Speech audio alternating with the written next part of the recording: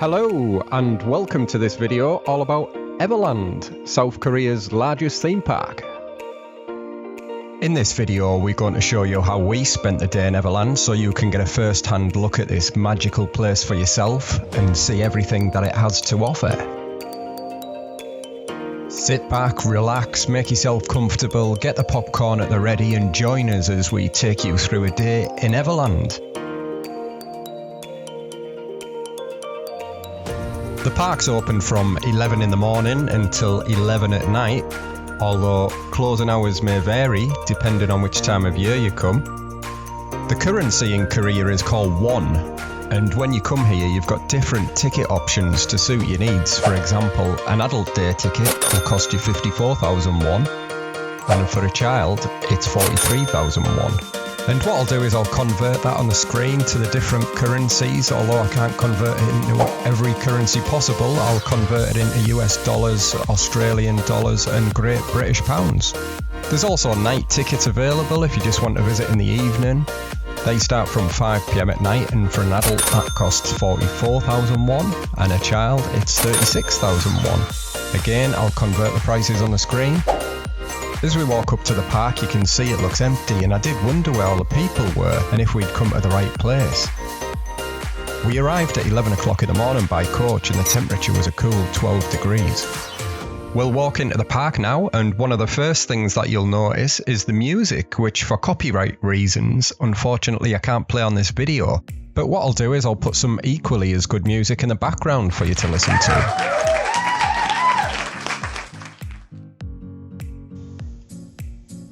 As you walk through the park, this is one of the first areas that you'll come to, and it's called Sky Cruise. As the name suggests, you get to cruise through the sky in one of these lovely cable cars that will take you from one end of the park to the other. When you're on the cable car, you get to see some of these great views from above the park, and you might be able to spot something of interest that you might want to visit, like I did when I saw the Let's Twist ride.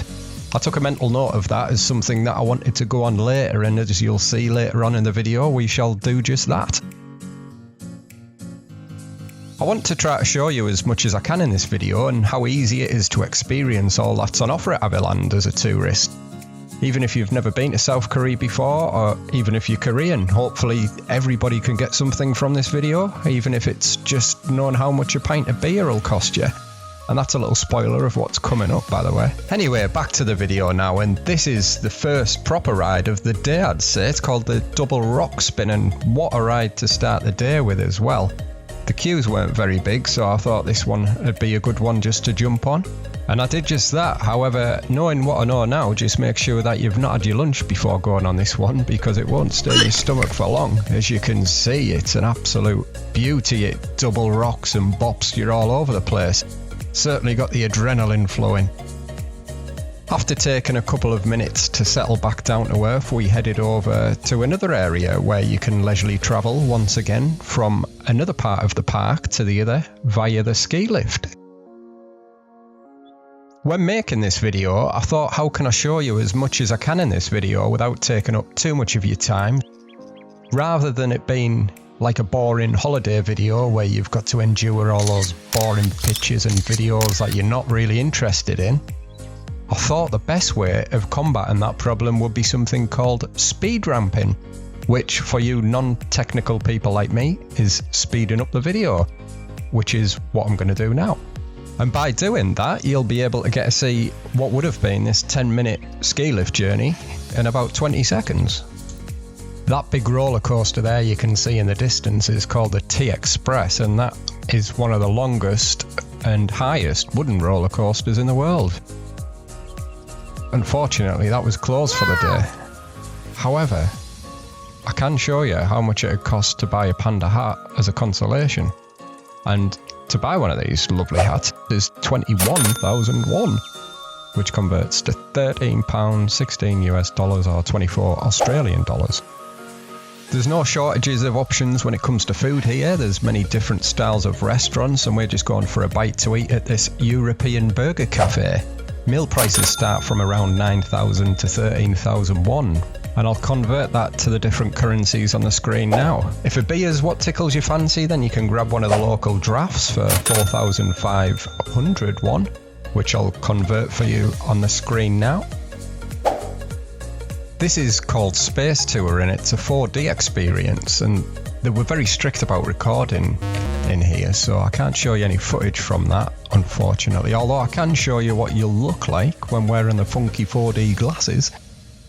Navigating around is fairly easy thanks to all the maps dotted around, and even if you can't read Korean, you can make out where you are or where you want to go from the pictures. And there's also a good assortment of amusement arcades around the park as well. You can have a break from all the rides and spend some time playing some of the games like Mario Kart, Sonic the Hedgehog, table football and basketball, to name a few. Not that you will, but don't forget to bring your camera to take all your pictures for your social medias. We were fortunate regarding the time of year that we visited, and because it was through the week meant that it was more quiet than usual, and we were able to get on all the rides we wanted easily without having to endure the long queues that you normally associate with visiting these types of places. I'm heading up the steps now to show you one of my favourite rides in the park, which is Thunder Falls, and also the picture I used in the thumbnail for this video, although as you can see, not the exact same picture. I'm quite good at Photoshop, but not good enough to make this picture look like that. Before going on Thunder Falls, I took a look at people coming off at the end of the ride to see how wet they got, just in case I needed some kind of waterproof clothing, as I didn't want to be walking around the park after the ride with wet clothes. People looked fairly dry and not too wet and didn't seem to be wearing any waterproofs, so I jumped into one of the cars with my camera in hand, all excited as we were about to embark on this journey through these winding waterways. I'll do another one of those technical things now known as speed ramping and speed the video up a little bit as we climb up the waterway so you can get to experience this ride for yourself from the safety of wherever you're listening from without getting wet.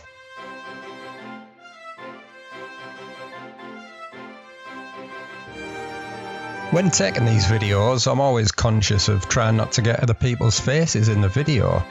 As you can imagine, when making videos on travelling, it'd be very hard to get the consent of everyone. Therefore, if somebody is in the shot and I feel relevant to use that bit of video, I'll do what I've done here and I'll blur out the faces best I can. Here we go, we're just coming up to the first drop now and we go down backwards. Hold on to your hats. Scream if you want to go faster. That sounded that cheesy, I'm going to leave that in. Some of the people that know us and watch our videos might be wondering where Fang is, and rides weren't really her thing, so she went to the zoo with her friends. That's maybe a good thing to mention. If you are coming with partners or kids, you can also send them off to the zoo and go for a beer yourself and play the rides, knowing that they're happy looking at the animals. That's as much of the ride I can show you, because for reasons unknown to me, my camera cut off and a safety message appeared, which I'll show you on the screen now. I could say that left a bitter taste in my mouth, but not as bitter as the water that splashed up into my face. They've obviously invested a lot of money in technology to stop people recording from their mobile devices.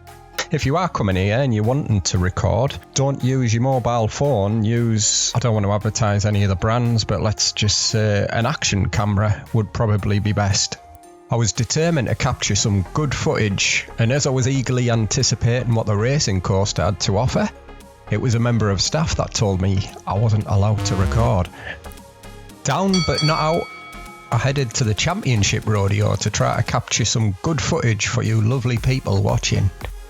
As was the theme of the day, I was fortunate once again that there was no queues, and I managed to make my way onto the ride fairly quickly. Not too sure why, but I was told that I couldn't use this car, so I had to go and choose another one. I couldn't find a car with my favourite number on, so I chose number 61 instead. Now this is more like the rides the attendants used to tell you scream if you want to go faster. It resembles the waltzer rides that I used to go on as a kid. As I sit there eagerly anticipating the G-forces coming my way with my camera in hand, I thought this is the moment I'll be able to share this for my mum watching at home. But it wasn't meant to be. As somebody spotted me with my camera, they stopped the ride and told me no recording. I wasn't going to let this spoil my time, and I can totally understand from a safety point of view the staff are just doing their job, and it's probably not the wisest of decisions to try and record on rides at theme parks. I'm sure many people's cameras have slipped out their hands. The colourful contraption in the video now is the Let's Twist ride, and the one I spotted earlier from the cable car, and also the one I'll go on next after first going on the biggest roller coaster that was open in the park for today, called the Rolling X Train. As the train pulled in, it was now my turn, and after seeing some of the pale looking faces from the people getting off the roller coaster, I thought, this is going to be a good one. That turned out to be the case as we travelled up the first incline to a height of 30 metres. I whipped out my camera to show you what's coming your way with the double loops and the many twists and turns that you'll face as you plummet around at 71 kilometres an hour.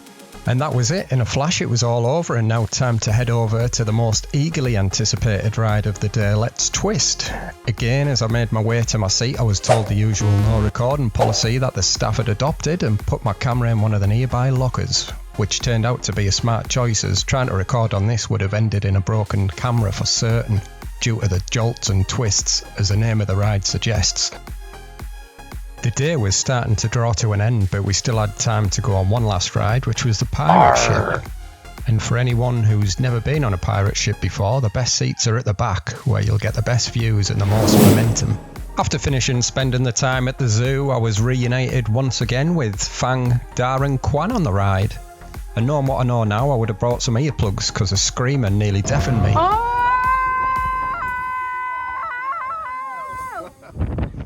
I know what you might be thinking, and no, that wasn't Tarzan, it was in fact Fang bursting my eardrum. That was the last ride of the day, and because I like to give you as much information as I can in these videos, I'll leave you with what all the staff at the theme park say to everyone when you go on a ride, which is "Annyeonghaseyo." Apologies to any Korean people watching if I'm not pronouncing that correctly. That simply means hello in Korean, and may only sound strange from my pronunciation. However, what is strange is the weird hand movements that the staff do alongside the phrase, and I'll show you it myself in the video now. But I'm not sure if the hand movement's just unique to Everland or not. If theme parks are your thing, or you want another information on travelling, we've got lots of other videos on our channel that might be of interest to you, and plenty more videos coming your way. I think all that's left is to say that usual YouTube thing. If you could hit that subscribe button, give that bell a ding, maybe a comment. I do try to get back to people as quick as possible. We shall see you on the next video. Thank you very much for watching.